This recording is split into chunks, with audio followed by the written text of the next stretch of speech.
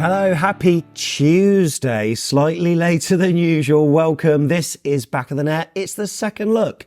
My name's Sam Davis. My name's Tom Jordan. Bournemouth have registered their first double of the season. It was a long time coming, but Burnley were the victims and they were baffling at Turf Moor. Bournemouth, though, weren't exactly brilliant, but 3 points in the bag, and it's just good to put more space between us and the relegation zone, isn't it, Tom? Yeah, definitely, mate. I think it's one of them things that, it's hard for us to, start, dream of Europe and all that kind of stuff. But I think now it's got to a point where you'd be pretty mad to suggest Bournemouth will go down. We're kind of in the top of the pack that can, I think. But we're pretty much there, and the fact that it was against a team that are obviously expecting to go down. It was an important win, despite it not being the best performance. And yeah, as you say, first double of the season. I thought you were about to say W, and you got it wrong, and then I realised it is. Yeah. We've got a few more we can obviously do, especially one at the weekend. But no, it was important, mate, for this year, just to kind of get the win, and then let's just start again, and let's kick on from here now, because with the results haven't been there despite the performances, so we kind of went the other way this time. So the result was Bournemouth winning 2-0 at Burnley. Of course, it was 2-1 in the opposite fixture. Very shortly, myself and Tom, we're going to get stuck into it. But as always, this episode of the Back of the Net podcast is sponsored by Green King Sport, where football is more than a game. Yeah, the league season is entering the business end now, and Green King Sport venues are showing every single televised Bournemouth fixture over the 23-24 season. And with more than 900 sports pubs across the UK, it doesn't matter where you're based, you can catch every single minute of the action. Football, of course, it's best enjoyed with your mates. So if you're not at the ground this month, just get a text in the group chat on WhatsApp or Telegram or whatever you're in, and make sure you head down to your local Green King Sports venue to catch the game. Yeah, don't forget to download the Green King Sports app to enjoy exclusive competitions and discount whenever there's a game on as well. Yeah, Score King. Oh, mate, I've had a good one. Have you? Well, there was what was it? Was it the FA Cup, Liverpool-Southampton? Yeah. I had 3-0 Liverpool, bang on. Free drink? Free drink. And then I had Bournemouth 2-0 at Burnley. Free drinks. So I got a couple of free drinks there. And I think I'll dive into that at the weekend, mate, before Sheffield. Love that from you. Right, let's take a look at the league table. If you're listening on the audio pod, AFC Bournemouth are in 13th. We actually went up a position without kicking a ball on the day before, thanks to Crystal Palace's humbling. Yes. So that was all right, isn't it? We've closed the gap on Fulham. Look, we've got a game in hand over them, but it's a 4-point gap. But look, we are 11 points, as we say, away from the relegation zone. And the baseline tracker table, we can look at it now. We all know you love to look at that. And that's where, when you're picking up points against the non-top six sides, especially away from home, of course, that's when you earn your crust. And Bournemouth have certainly done that with a win at Burnley. You've got to fear for those bottom 3, 4, maybe 5 teams. Yeah, definitely. Maybe even 6 with Brentford. They need to sort this baseline tracker out there. Aston Villa, they've got, it looks unbelievable to them, but they're a top 6 side now, aren't they, with Emery? But obviously, as you say, take it with a pinch of salt, but it's good to be there. And like you say, the teams at the bottom, potential deductions on the way as well is a little bit concerning for them. And Burnley in particular should be pretty concerned, especially what I've seen from them in the 2 games we played, mate. 11 points from Europe as well. Yeah, well, I was saying this. We're obviously 11 clear of relegation, but the 11 Europe, I think it might only be 9, because 8th could be Conference League, depending on kind of how Arsenal, if they progress against Porto, and I think kind of Villa against Ajax, and how Brighton and them teams kind of do. I think 8th could be a potential qualifying position. So then you go, and we're closer to Europe than we are relegation. It's still very, very unlikely. And I've kind of said a few times, I think that's probably a little bit unrealistic, but it's also, we should feel like we're safe. We've got to be careful now of not letting the season peter out. Yeah, agreed. Because we're in a position now where you can kind of put your sandals on and go on the beach quite comfortably to a degree. So I'm hoping we'll still look at it. And I think a little aim we should have is best ever points total in the Premier League is 46 for Bournemouth. Yeah. We can do that. Best ever finisher was 9th. We can achieve both of them, I think. This is probably our first season of just nothingness. Yeah, it feels it. For a long time, we got relegated under Eddie. The following season, we were in the playoffs. The following season after that, we were promoted under Parker. The following season after that, we proved everyone wrong. And it's mid-table mediocrity. But really, we're Bournemouth. That's a very good season for us. Yes. But now we sort of know how the Palaces feel. And teams like that are not really in contention. Ironically, Crystal Palace are probably looking over their shoulders this season, but there are a number of sides that are always relatively safe, not really going up, not really going down, not challenging for Europe, not even flirting with the drop. And this season, it feels like we're one of them. But the main thing is, we're seeing progression during that. And I think we are, because look, this is a season of transition, I suppose. New manager, new style. And we've seen some good things this season, albeit not so far in 2024 and not even in this last performance. It's a bit of a weird one, but we got the 3 points. We did, mate. And I think what's weird is this year, like you say, that's our first win in the league. But I think the more promising signs were Man City and Newcastle. It's the best I've ever seen us play against Man City, ever. Yeah. And it's an unbelievable Man City side. And away at Newcastle, Matt Ritchie last minute, but some real positive signs there. Both fixtures against Newcastle, actually, where we've performed really well. And they were more of the promising signs. And as I kind of mentioned at the top of the show, I think we almost had to take a step back in this game just to get the job done. Yes, we could have proper gone for Burnley, played our rock and roll football and maybe battered them. But equally, it would have given more opportunities on the break and more chances to finish. Whereas because we got a relatively early goal, I think it was kind of, actually, the place Burnley are in at the moment, are they going to score 2? It's unlikely if we perform well defensively. So let's just make sure, we keep the door closed and we might have a counter-attack. We had a few counter-attacks in that second half and we managed to finish one. So really, I think it was a case of just forget about the performance a little bit. Let's just get the win and stop the rut. And that's what we did. I was messaging someone earlier today and I said, sometimes in football, you live to enjoy the moment and sometimes you live for the result. And I think last season it was the latter. And this season, on the whole, it's been the former. Yeah.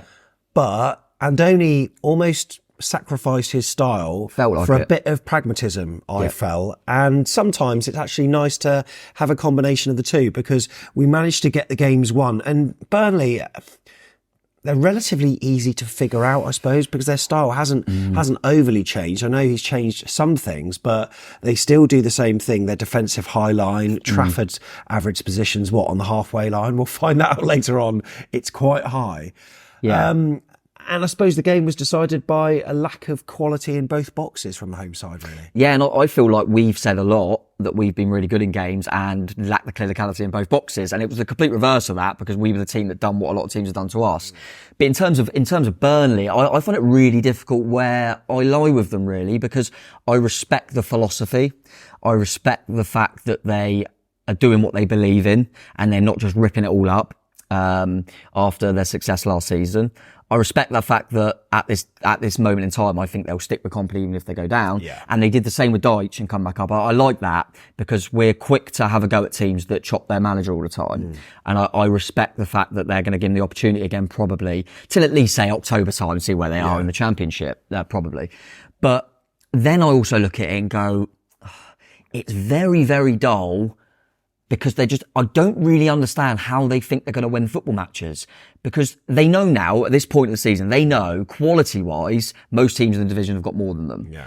So to just knock the ball around with they never look like they're going to hurt you. Well, the only thing I can think of was the set piece. But other than that, Neto wasn't really tested. No. I know there was that one-on-one where Fofana was through, but Neto didn't really have to do much. He just had to put his body in the way, really. But other than that... all down his throat. Yeah, he wasn't really called into action. So their best chance is just an individual good free kick. Yeah. In there. And yeah, the fact that there was at one point in the game, I think I told you, I said, God, they've had 80% of the ball. But it doesn't matter. It's the most comfortable I've ever felt in terms of keeping a clean sheet. Wow, that's mad, isn't it? It just was. And I think that's obviously on previous as well, because they were, causing a few issues and you're never safe at 1-0. And I said to you on the vlog that even though we had a fifth of the ball than what they had, I felt that whenever we went forward, we just looked like we might do something. And we had several chances where we're in on goal. I mean, Tavernier blazed over times, and there were other chances besides that. Yeah, well, I think the fact that they've had that much of the ball, and like you just said, they had a free kick, disallowed goal, nothing really much else of note. So we had barely had any of the ball. Scored 2 goals. Semenyo could have got hat-trick. Tavernier had a good chance. Solanke had a good chance. We've had a few chances in that game and we barely had the ball. Yeah. And it just and I think Andoni alluded to the fact that we know how high they play. And it was a case of kind of soak it up. And we knew we could go a bit more direct. We've done it to Semenyo a lot. First half was more to Tav. We've done it for the goals. Clive got in a few times from that directness. And I actually think we would have seen it more if Senesi hadn't got injured, because we'll come on to the fact that Mepham was brilliant. The main difference in the two of them, in my opinion, is them long crossfield passing that Senesi is perfect at. We would have seen more of it if Senesi was on the pitch, I think. Just playing them balls in the channels. But I don't want Mepham to come on and try that, actually. I want Mepham to go, just do your job, and he did that perfectly. But that was something, and I think Christie obviously being unwell, Solanke not being 100%, I think that also caused a few issues to us offensively. But it was nice, weirdly, to see us go, oh, actually, we were pretty solid today. And I felt the, Smudger, Zabani, Mepham, obviously Neto and goal, were really, really solid. Do you think that the decision not to press was anything to do with Solanke not quite being fit and Christie being ill? Do you think that was anything to do with it, or do you think he would have done that regardless? I think it was. I think there was a variety of reasons for that. I think one, he did allude to the fact that we know what Trafford does, and if we had just pressed him, he's very good on the ball. And then suddenly they could have, with two of us right up the pitch, that he makes a good pass, they're overload. And I think he thought, let's let him have it. And I think that would have been a tactic regardless. But I also think the fact that two of our best pressers aren't fully fit, in Christie and Solanke, I think that probably played a part. I think the relatively early goal played a part. So I think there were a number of different things that played a part in it. But I also think the fact that what I like is we've gone into a game going, we know where Burnley are at. Are they really going to hurt us if we're clever about it, and kind of just restrict maybe our offensive, the way we kind of expose teams, and maybe just go, you know what, let's just be a little bit more sensible because we're in a rut, and let's stop that rut, and we did that. Their style, I think, will work in the Championship if they manage to sort of keep hold of the nucleus of that team. I think they'll be all right, because obviously they're playing, as I said in the preview, each week they're encountering players of much better technical quality. In the Championship, I think that style can work, but they are getting found out, and it's really not a surprise to see them where they are in the table. Well, I obviously thought they might be higher, but obviously not so good for them. We chatted to a number of fans before the game, and they said, no, the season is as good as done. I said, is this must win? You can see on the vlog. And they said, no, it's done already. We've resigned ourselves to the fact we're going down. So felt like Man Stadium, didn't it? And you know what? I've got to say something about that, because every time I've gone to, because I know it's classic, the football chant, which I'm not a fan of, like football in a library, actually, because it's just I don't know. You'd be kicked out of the library if it was allowed at any football. But I don't, it just, their fans, I almost felt a bit sorry for them, because they always give a bit back, and that's probably because most times I've been there, they've beaten us.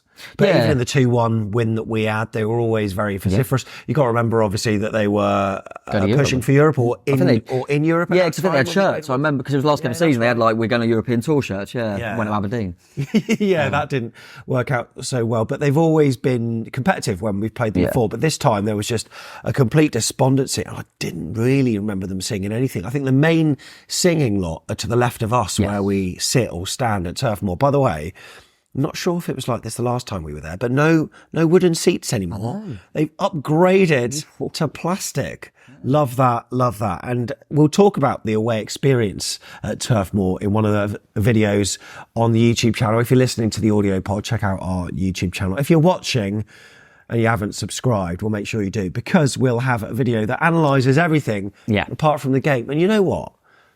It's a better away day than I picture in my head when I wake up on a Sunday morning, as it turned out to be this time. You think, oh God, Burnley away.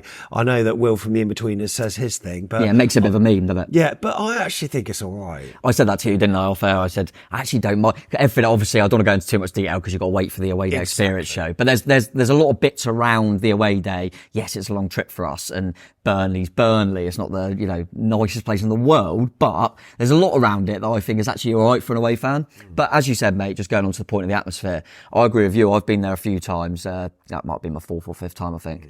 And I've never gone there and thought they're quiet. And I think a lot of it is down to the style. Deitch used to, however they were playing, they'd get balls in the box and he'd easily get the fans behind them, because they get corners, a and you always feel like they're in the game. And I think there was a real resignation. We saw that with the fans prior to the game and in the stadium and it almost felt like I say, all the statistics show that it was one of their best performances in terms of, possession, shots, etc. But they were 1-0 down early, and then when that second goal came in, it was like all them fans went, well, yeah, that was what was going to happen. We're always going to concede again, and we're never going to score.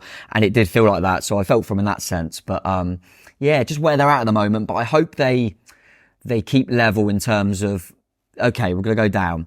Keep Kompany. We've got a style.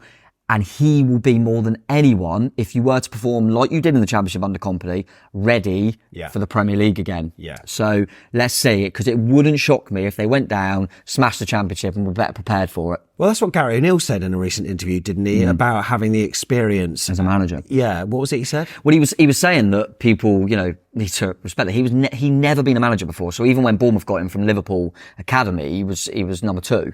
Then he came to Bournemouth and he was virtually number 3. Got the job, and then that's the first time he's ever dealt with a managerial kind of experience and role. And he said little things like, I remember playing Brentford and thinking, I don't know how Thomas Frank team. I've never played against Thomas Frank team. And now he's played him like 3 or 4 times. So obviously he's going to be better for that. And you can see the evidence is there. Yes, different team, different players. Yeah, but Andoni has never faced a Manchester United side before and smashed them 3-0. So yeah, but it's Andoni. But he's got a lot of managerial experience, I suppose. And and I think O'Neill kind of said that. So yeah, I think Kompany potentially, we'll have to wait and see. But I think Kompany might be a better manager for it. Yeah. And I certainly don't think he's a bad manager. I just think they haven't got enough quality. The argument against that would be, well, they've spent more money than you realise. Spent over £100 million. They have spent a lot. A lot of young players, and I wonder if they keep hold of them, they'll be better for it. Tom, sorry to change the subject, but I've been really worried about you recently. Go on. No, not because of that. Because your team selections, you haven't got 11 out of 11 in a long time. You know what? I'm annoyed with that 10 for Bournemouth as well. You know, I said, should it be Sinistera, or did I? But I don't know. I'm not too sure. But you went for Sinistera, and it turned out to be the stupid Tavernier. thing was, I remember saying to you I said it would probably be Tav because he was rested against Leicester and Sinistera started. But I said just because of his form at the moment, he could be left out. But I was really 50-50 on it. So that annoyed me a little bit because got everything else right. Obviously I was manifesting the Solanke one, which obviously played a part. And I think I got, kind of 9 for them, I think. But yeah, anyway, I was a bit annoyed that I only got 10 for us, but kind of expected both lineups really. Yeah. And it was just pleasing for us to have Solanke and Anu now available as well. Yeah. Although in terms of players available, we were down a man very early doors, weren't we? I mean, in terms, if we're going to go through chronologically, look, Burnley had a chance. No, hang on. Burnley had a yellow card for 20 seconds. Oh, yeah, they did, didn't they? Brilliant. Do you remember that? They played it on Match of the Day. Yeah, they did. I forgot about that. That he stupidly, it was one of them balls that's on the cone, so Solanke goes and gets it really quickly to take a quick throw off 20 seconds, and he just heads it out of his hands. That is just, I mean, that's just idiotic. Why would you do that? Talk about setting the tone early doors, but I think Odegaard had a shot from an angle. It was one of these shots where they're so easy to blaze over the bar, but because it came from his right hand side, so he kept it low, but there was no force with that, so easy for Neto to gather. But later on, Senesi pulled up. Gutted. Hammy, is it? Looked like it. I'm hoping they called it early, and it was he just felt it rather than as absolutely. A little tweak, maybe. He didn't look in a good way, and I think I said to you on the vlog, my a personal kind of more sentimentally, because Mepham will always do a job for you, and hopefully Kelly's not far away, etc. He's just been called up to the World Cup champions, Argentina squad, and whatever the injury is, I very much doubt he's going to be able to go now, and that's real gutting for him. And he's had a few knocks on that this season, he probably gets overshone by Zabani's consistency, but I think Senesi's had a good season again. He's been great, and he's scored goals. Got some really good balls in the channel at times. I always remember the one at Brentford that Solanke scored. Just real clever balls. I think he's a clever player. So it was gutting to lose him, but in the actual game itself, I wasn't concerned because I thought the way Burnley plays, Mepham would just come in and do a job, and that's exactly what he did. I don't want to be accused of all sorts, but Senesi, I'm going to say, is better than Ouattara for goal celebrations, because he knows how to do a knee slide, doesn't he? Yeah, he does. Proper, as opposed to Ouattara's at Spurs. It's awful. Comical. But, I love a bit of Senesi. So but Chris Mepham, more than capable, and turns out that he's a game changer. I mean, not that he was overly I don't think involved. he had touched the ball since he come on. He didn't. But come on, he's a game changer. That leadership. It's funny because a lot of criticism has been placed at Tav's feet recently, and I think by his standards, it was probably He'd a agree, relatively underwhelming game, but he had a number of chances throughout the game, and he created chances as well. I mean, do you remember that one for Semenyo early Just doors before the on goal, the left-hand side? Yeah, where he done a nice little jink, didn't he? And then he just done the right back. But yeah, I think on Tav, I think he would be the first to say he's dipped in terms of form, whether that be numbers or performances. And But he's always being played, though. Yeah, and I think that's probably, there's always a reason behind that. If every or most fans think he should be dropped and the gaffer's not doing the same, there must be a reason for There's that. got to be. I think a lot of it is backwards. I think he kind of, his interceptions and stuff go under the radar a little bit. But I actually felt, don't get me wrong, for his standards, he's not on it at the moment and he wasn't again. But for his recent displays, I didn't think he was as bad. No. Because you've got to remember, when I watched the extended highlights, a lot of chances, I think there's the one that we'll come on to that Clive squared Solanke and Solanke had a chance. It started from Tav winning the ball. Oh, yeah. And I think there was a few where just before the kind of, like the assist before the assist, Tav was involved. He had a really good chance that he had side net as well, that maybe on another day he would have put in. But I didn't think he was as bad as he has been. No. But the standards he sets, he's definitely not on it at the moment. But he wasn't horrendous. And as you say, if that ball, if Semenyo gets in front of his man and scores, I think what happens is he blazed one in the first half, like into the stand. And that's always in your head. So you go, oh, he had a chance, he smashed it miles over the bar. But it wasn't horrific. I think the reason he's playing is Semenyo's the only winger who's on it at the moment. So at the moment, Ouattara's not done enough. Fev has not done enough in the little glimpses. Sinistera's probably not done enough. Clive was still one of the 10 who obviously can play. Yeah. And obviously Brooks has gone out. So I think that's probably a reason as well. There's no one grabbing the shirt off him. But he wasn't horrific, but still wasn't brilliant. He's Andoni's also possibly just looking for goal scorers, and we know that Tav can score goals as well, which the others haven't really done. By the way, did you watch fan cams on YouTube after the game? Yep. Did you hear Ben ask me a question about Lewis Cook? Yeah, it was funny actually. Well, what did he ask me? He said, no, he was saying something about, I think you were going on into certain bits and you were saying about the midfield and you said obviously Christie was ill and he said, and Lewis just didn't really impact the game, and Ben went, 2 assists? Well, that's quite a good impact, Sam. Okay. And I actually thought, watching it back and seeing bits, like I said about Tav, Lewis Cook was a case for man of the match, man. I think he's actually got it on our Instagram poll and on the AFC Bournemouth poll. I think what it was in my mind, this is why I said what I said. I thought the midfield, I want to say 2 rather than a sort of 3. Yeah, because he was like so far up. Whereas previously, when Alex Scott's been in that position, he sort of works more as a triangle, but then we lose that from up top. But I thought that Cook and Christie weren't as effective because Burnley effectively were running the game. Yes. And maybe I could excuse Christie because of his illness, but therefore I couldn't really excuse Cook. But, little did I remember that he was the person that on the right flank played this lovely little ball into the channel. And it's something that, looks like a hopeful punt. Naked eye, hitting hope, but they've obviously targeted that because of their defensive high line. And what a lovely little ball it was in between Trafford and the defence. And Justin Cliver, defender, caught napping. I think it was O'Shea that was on a yellow. Oh yeah, of course he was. And he thought his fellow defender was going to gather the ball, but Justin Cliver was behind him and he ghosted in. And by the way, that touch. That's a brilliant touch, by the way. What a touch. And I think it's one of them which happens all the time. If that's like Haaland or someone like that, no one shuts up about it. But even if that was like Solanke, people would talk about it. I think people are not giving Clive enough credit for that. I think because obviously from a defensive perspective, he has poor defending. That's a really clever touch. Yeah. Because he could just smash that. And he has, I think in his Bournemouth short career, he snatched it a lot. And he's even said after games that, I think there was one against Fulham at home where he missed quite an easy chance and then he hit one straight at Leno and it went in. Yeah. And he said after the game, oh yeah, that's right, I missed a few and I thought, I'll just hit this one on target. Yeah. And I think recently he's getting a little bit more clinical, which is a real good sign.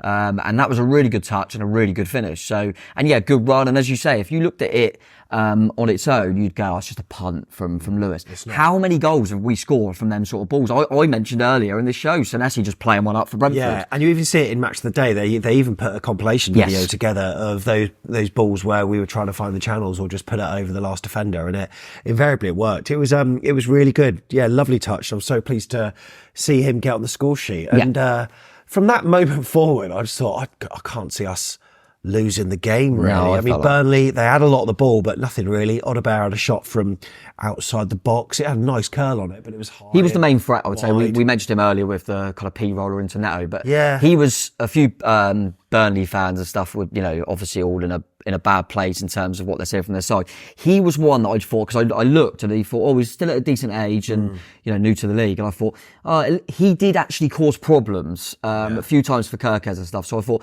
he might be one that, Sander Burge as well is a good player. Yeah. But I think Odebear, was the only one that looked like he makes something happen. I agree with that. Yeah. I agree. He seemed to be at the centre of most good things for Burnley. Yeah. They didn't really have much else going on until you went down for a beverage or cup of tea, whatever you do at half time.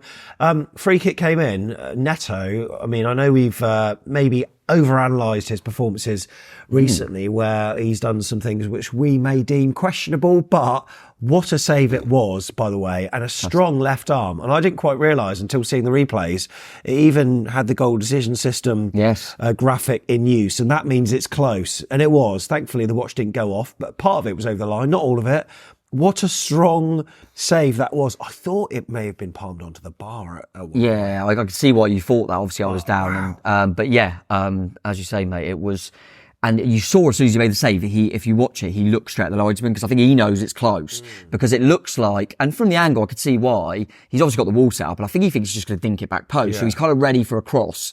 So he has to adjust himself. And as you say, mate, I personally have been quite critical of Neto on a number of occasions. It's an unbelievable save. Really That's an unbelievable save. Save. Him in general, in the game, well, obviously we've kept a clean sheet. As we said, Burnley were quite toothless.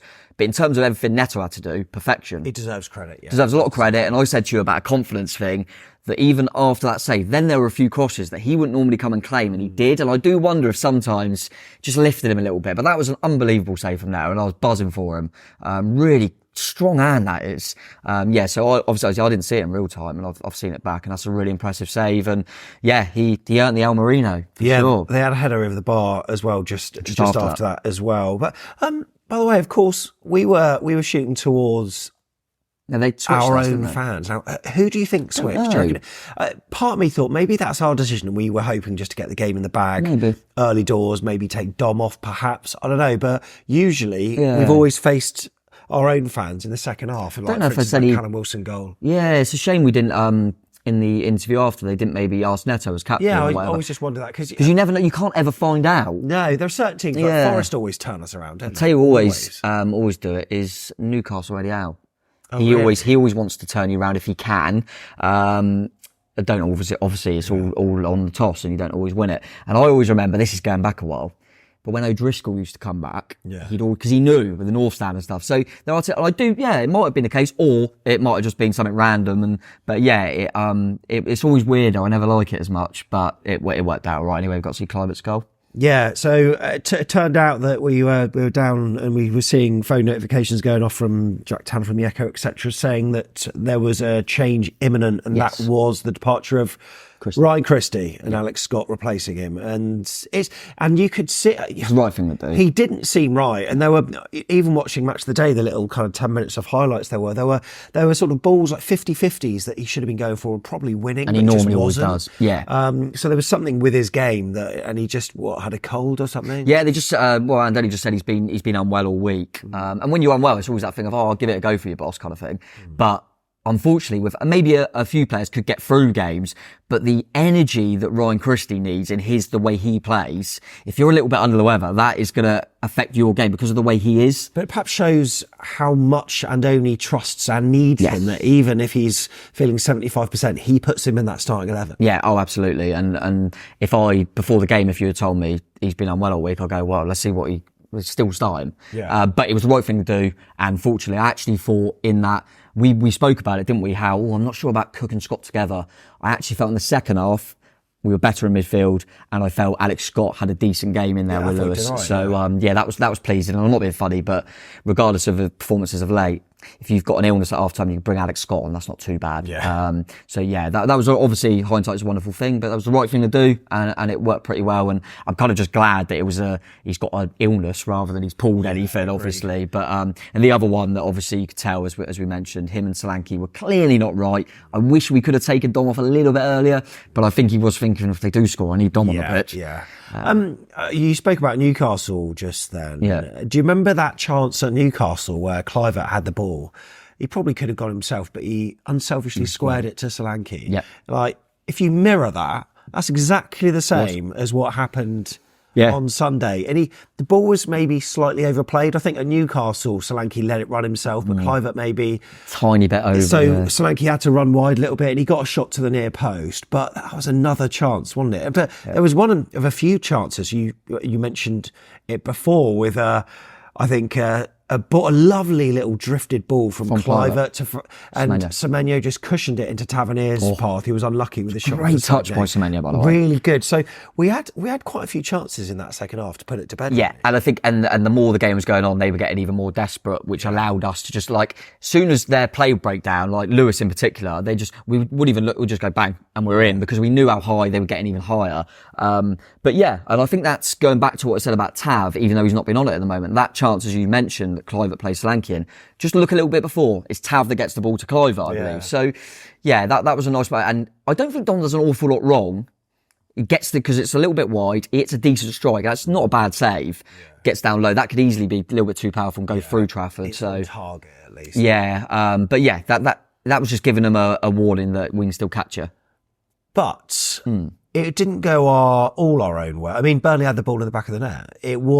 I saw it first time and I wasn't worried. I thought it was a foul. I think their cheer was rather muted. Although despite that, there were some complaints from Vincent Kompany at the end. We'll talk about his comments a bit later on. But yeah, that was a foul. But, the referee comes into focus a little bit because there were a few challenges throughout the game. Tavernier makes a challenge that was maybe a little bit reckless. Kluivert definitely went in with a stud showing at one point. Semenyo had his arm around someone's neck at one point in time. But that one was a clear foul. You weren't worried? Wasn't worried. Like you say, it was down our end. And what I will say, it's not a dive, but what I would say is Adam Smith made sure the ref knew he got pushed. Is Adam Smith any good at that? I don't know if he is. He's a legend every week. But he does get put, and the ball ends up in his face. Like, why would Adam Smith choose to face it? Yeah. Do you know what I mean? Like, that's a foul. It's a foul. Yes. And what I will say is, if the defender does that to the striker, you're screaming for a penalty. Yeah. So it is a foul. I can see why Kompany was a bit annoyed, because I think there's one that's gone against him. I think that was the reason that it's happened before and it wasn't a foul. So I get that. We always say that about consistency. And the stupid thing about our game at the moment is if the ref doesn't give it, it probably wouldn't have got overturned. And I see what Vincent Kompany was saying, that he's seen that incident in other games and it gets given. Of course. But then this is the subjectiveness that referees should have. Yeah. VAR's not necessarily making it a level playing field, in his opinion, which I understand, but come on. I mean, yeah, and I'm very critical of, we always are if they're bad decisions about referees and VAR. I will say, I thought the ref had a good game. Yeah. So you just mentioned a few there. For all of the ones that, them fouls that were kind of checked and stuff, they were all yellow cards for me, and he gave all yellow cards. That one would have been easy for him to go, I'll let VAR have a look at it. Yeah. And he went, no, that's a foul. I'm at a good view. So, credit to him for that. And they checked it anyway, didn't they? Yeah, of course. And I think Neto was clever as well. He didn't really try and save it. No. Like, he just went, well, that's a foul. And them little things get into your head. And as I say, I'm right behind it, and I wasn't ever concerned that wouldn't be given as a foul. So, yeah. So speaking of Adam Smith, I just want to touch on our back four. Here we go. Zabani, I thought was mustard. I thought he was quality. Meps, I thought deserved some praise because he didn't put a foot wrong. I thought he was quality. Adam Smith, just Mr. Reliable. Milos Kerkez, I thought he was all right, but there are a few moments where he looked a little bit susceptible. Yeah, I didn't think he was great. And I do wonder if, I think I said this on my player own show on Telegram. If you're a monthly, you would have seen that. What's that? It's like a monthly little group that we have for people that, contribute to the channel. What, like financially? Yeah. So because we need some monies to run. Yes, of course. So people that do that, we got to, we're really, really thankful. So we do little bits. There's more stuff, but I always do a player ratings show kind of on the game straight away after the game before we record second look. And when I was talking about Kerkez, I kind of said on there that I wonder, this is just me trying to be, kind of not be too damning on him at the moment. I wonder if because of the Kelly injury, we've rushed him back a little bit because he doesn't quite look right. No, he doesn't. And he is coming off all the time at the end. Yeah, that's very true. And he's done it again. He brought him off for Dango, and Dango's obviously not a left back, but we're going, Kerkez needs to come off. But he's done that before, Dango, so... Yeah, of course. All right. I just think... Put it this way, I felt that the only time they looked mainly dangerous in that first half was down that side. Right, yeah. And I just felt Kerkez wasn't quite on it. he's not awful, but he's not quite on it at the moment. And I felt that was why second half in particular, everything went down the right side because him and Tav aren't on it at the moment. But yeah, he was still okay. He's still part of the defence, kept clean sheet, listen. So, credit to that. But as you say, with Smithy, mate, I thought we're not even really talking about it because he's just reliable, consistent, done everything pretty well. A few really good blocks. There was that one in the first half where he cleverly puts his arms behind his back. Very good, very good. He probably knows from playing Burnley at Turf Moor before that handballs can get given. But yeah, I thought he was really good. And weirdly, considering how long he's been here and you think, has he lost his legs? He's playing as consistently as I can remember for a long time. Oh, this is the thing. Like I was saying in the car on the way back, one of my concerns when I think of Adam Smith, or has been previously, is, oh my goodness, has he got the legs? He's going to get outdone by insert fast winger here. Doku. Not once have I ever noticed his lack of pace this season. And I think that the experience in terms, you've got to remember how long he's been at the football club. He is one of the more experienced players. He's got more responsibility on his shoulders now. He is the man that's been here for the longest. And I wonder if now, yes, I'm sure with age, he's probably lost a little bit of his pace, but I think his intelligence is better. We saw it last season a little bit where he was employed to do a different role under Gary, where he had to tuck in and make a free. Yeah. I never would have thought Smith could play as a third centre half, but he was fine at doing that. And I wonder if his footballing intelligence is better now. And yeah, I think he's been brilliant. And arguably, as much as Aarons has been a really good sign-in and had a real spell of playing really well for us, I'd say if Aarons was back tomorrow, Smith's still my number one right back at the moment. You mentioned Adam Smith. Now, you'll have to forgive me if this was the first or second goal, but I noticed him and Lewis Cook after one of the goals. It was after the second. So, look, let's tackle the goal first then, shall we? Lewis Cook, we just mentioned him. Another assist, but apparently, according to me, he had an all right game. What a lovely ball out to Semenyo. He did a couple of them. Semenyo cutting on his left. One just went wide. There was that chance that Tom spoke about very early where Solanke put Semenyo in. He just dragged it wide of the post. But then he went in on again. Same sort of position, same run as he did the previous time. But this time he shoots onto his left foot. Yeah. He gets a touch. Oh, big deflection. But whether that would have gone in or not, it would have certainly tested Trafford. Yes. We know that. But what a good time to score a goal. Oh, it was, mate. Fantastic. Yeah, it was. And if I was a Burnley fan, I'd be going, how many times did Semenyo get the ball down the right, run in, cut it onto his left foot? Yeah. How did they... Rinse and repeat. Yeah, they should have... I just felt like they should have set up... But maybe they were a bit exposed. They were going for the game, of course. But yeah, Semenyo always a threat, as usual. Really, really pleased for him. It was... I think that Taylor took the deflection off. He scored his first ever goal for Burnley against us at our place. Yeah. Really good volley. Oh, yeah, he did from outside the box. Through a crowd of people. Yeah, without looking. I don't think he scored again since. So he scored... The only time he puts the ball in the net is against Bournemouth. But he's ex-Leeds, so I'm happy with that coming off his back. But yeah, don't shoot, don't score. Good effort from Semenyo. And yeah, as you alluded to, it kind of goes to as one of the cameras are at panned, you can see Dango getting ready to come on. Yeah. And Andoni celebrating the goal. Everyone goes over to celebrate. Lewis Cook, Adam Smith don't go and celebrate. They run over to Andoni and they get instructions. And that's just two players there that you think, yeah, they're your experienced heads. They're the ones that go, right, yeah, we'll celebrate in a bit. Let's get in. Let's know what we're going to do. We're going to make a few changes here. So let's keep switched on. Little things that I like that. I like that a lot. And I think they're two players as well and I felt what I liked about it, I know it was late in the game and I know they knew they lost it. But after that, we went, let's let these fans have travelled a long way. Let's let them have El Marino tonight. Let's keep that door closed. And I don't think they really done anything after that.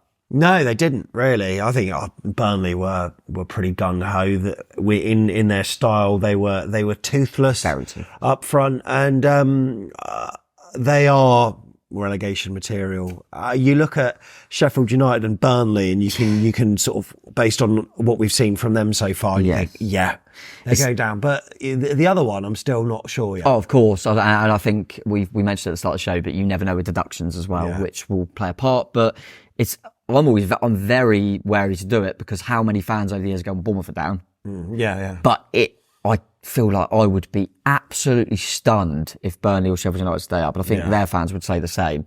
So it does feel like there's one more spot. There's other teams involved. I think some are too strong. So I think it'd probably be between Everton, Forest and Luton. Yeah. Brentford and Palace ain't out of it. I think we're just about. But yeah, I'd be absolutely shocked Burnley, and I think Burnley and Sheffield now, you're playing for contracts, you're playing right. Who do I want to build my team around next year for a promotion? So there's still a lot to play for them teams, because you want to be involved in next season's team to get up, or if you want to be selfish, you want to go, do I want to show the league that I'm a Premier League quality and someone can snap me up? But yeah, I'd be absolutely stunned, mate. And we've only played Sheffield once, obviously played Burnley twice, and I would say that both of them are a million miles away to any other team I've seen. Yeah. I honestly, so far away from anyone that I've seen. They're just really lacking quality. Yeah, they do. In terms of your man of the match, yeah, let's go statistical first. Oh, statistical will be Lewis because of 2 assists. Do you think it will be Lewis Cook? 2 assists. Let's have a look. It's Lewis Cook, with a big 8.0. There are a few players that are close behind. Adam Smith, 7.4, 7.9 for Semenyo, 7.5 for Justin Clivert as well, 7.7 for Kirkes. Yeah, interesting, isn't it? That must be on kind of interceptions and passes and stuff like that. I was going to say, I thought Vitinho struggled at times, and he's got a 5.6. But I think we mentioned that I just want to bring myself up here because I'm just looking at Burnley's, and I said, De Bear was good, and I think Burge was good. They were too high scoring. Yeah. So I know what I'm all about sometimes. But no, I think for me, I'm going to do a personal one if you don't mind. Yeah, go on then. Because I get why Lewis Cook, and I said stats-wise on X and on my Instagram poll and back of the net, Lewis Cook won them all. Yeah. Mepham deserves credit. Zabani was a rock. But personally, considering I've been critical, Neto. Yeah. He didn't do anything wrong. And he makes a world-class save at 1-0 right on half-time, which could have been the difference. So big up Neto because he had a great game. What about you? Who would you have? Just for almost going under the radar, probably Ilya Zabani. Yeah, I get that. I didn't even notice it. What I like about, I think me and you said it during the game, there's certain times where he's virtually in midfield, like just following his man.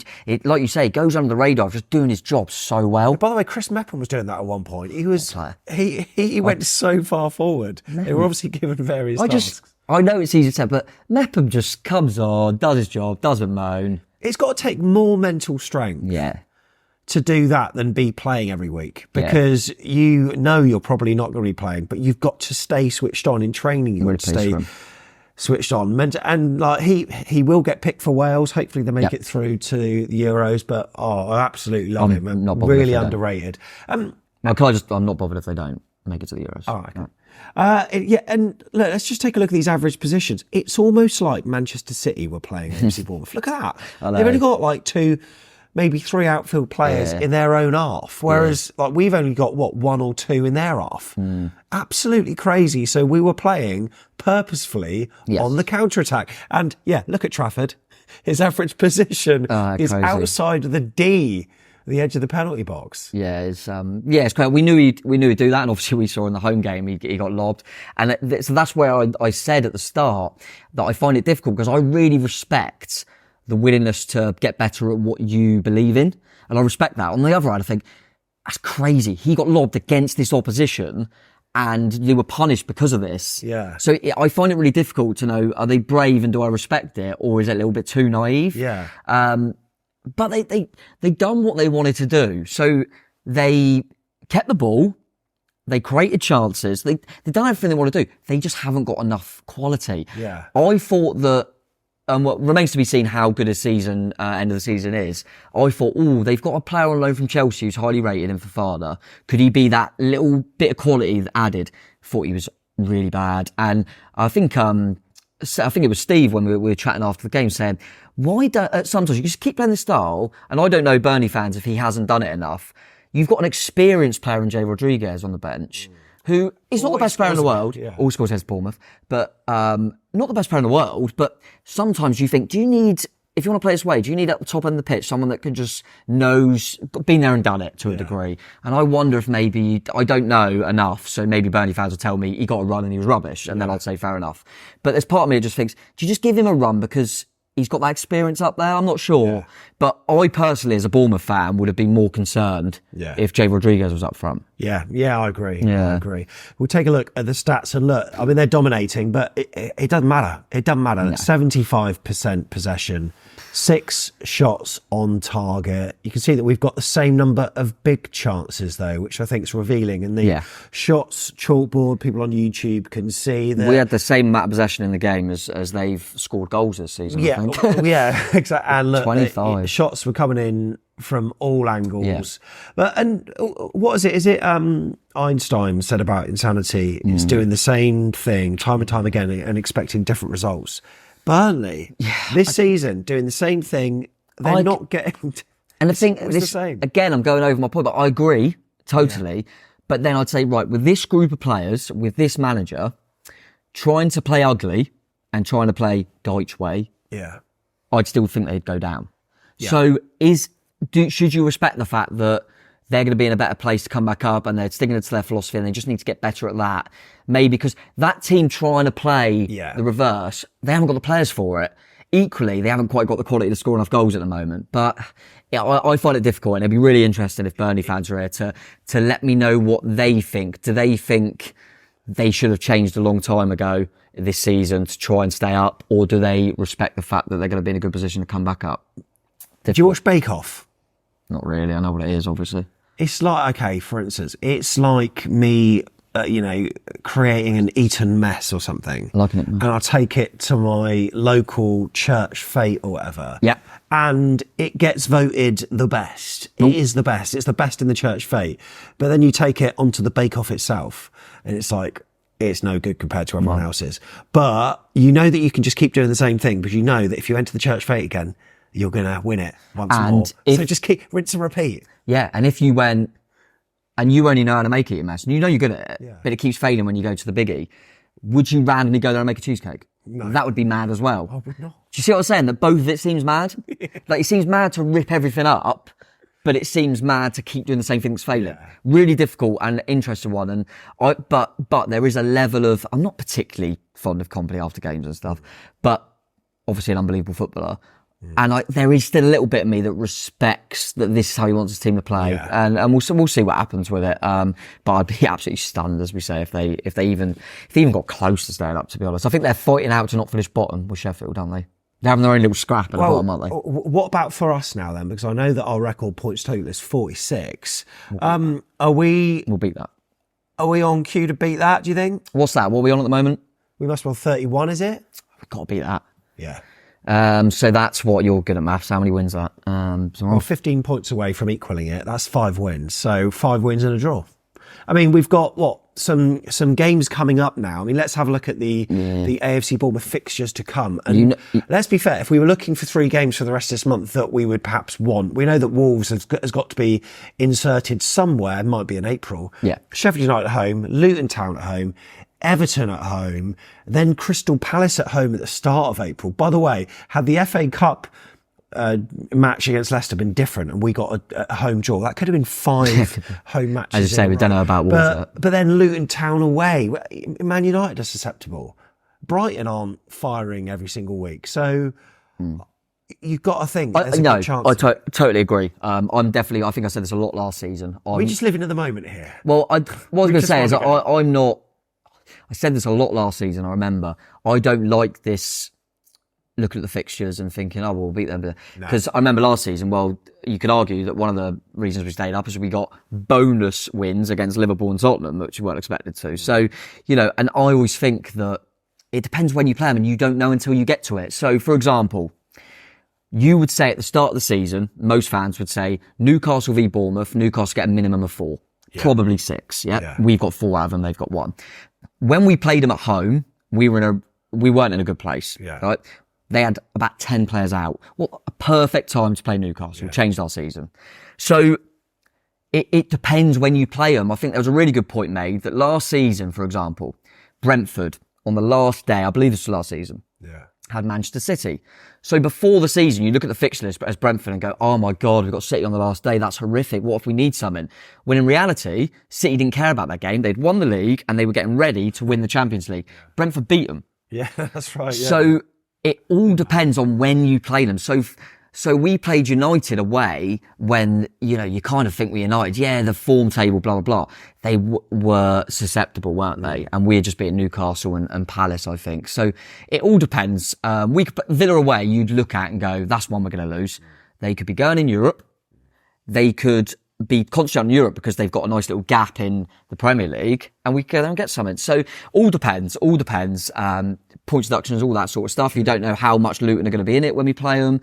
So yeah, a lot of different factors I think will play a part. When we eventually go to Wolves, will they be going, well, hang on a minute, we can't really do anything in the league. We could go win the FA Cup. Yeah. So you never know. But from our perspective, I think we've got to be looking at that points tally, mate, and try and get our best ever points tally in the Premier League, because I don't believe we're going to go on a run and get Europe. I mean, that's not going to happen.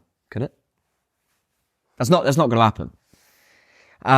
And I don't think we'll go down. So I want to look at that points tally, and I really want to get that 46. And I think, what was last season? 30, I'm not sure. 39. Was it? I think we'll definitely beat that. Yeah. And 15th, wasn't it? Last season. Yeah. So if you want to just look at last season, and just positionally, every spot's few worth million, a few million. So let's just get as much money as we can in through the door, eh? Bill Foley is literally, now Lorient have gone a little bit of a midi run. Yeah. Lorient, Hibs and us, his teams, are all just mid-table sides. Just Christie. He's just relaxing. I did hear that because Lorient looked like they were down. Yeah. But apparently he went over to the French TV and said he guaranteed no relegation. Did and there he? you go. No, he didn't. But I was about to say, my goodness. And Auckland are probably going to smash it as well. Yeah, they're mid-table.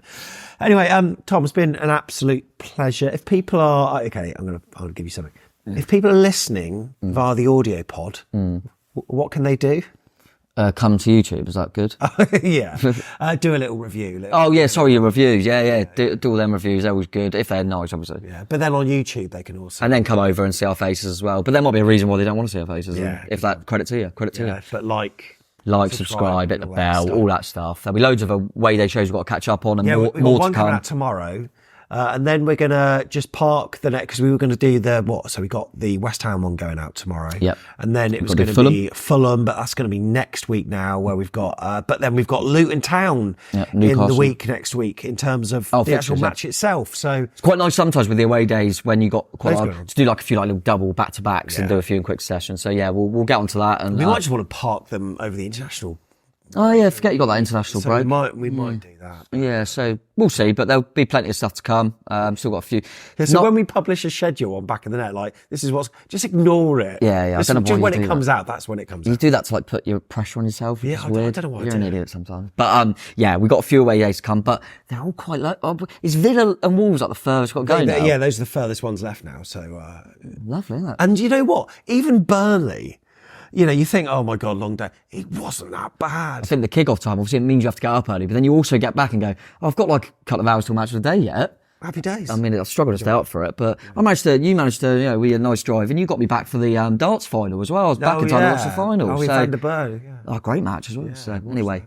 We are going on here. We are going. We've done that nearly. Thanks for watching. Thanks for listening. It's been a pleasure. It's good to have Tom back on a second look. And we'll see you in the next one. Yep. Up the cherries. Premier League again. Ale, ale. Premier League again. I like that chant. Yeah, so do I.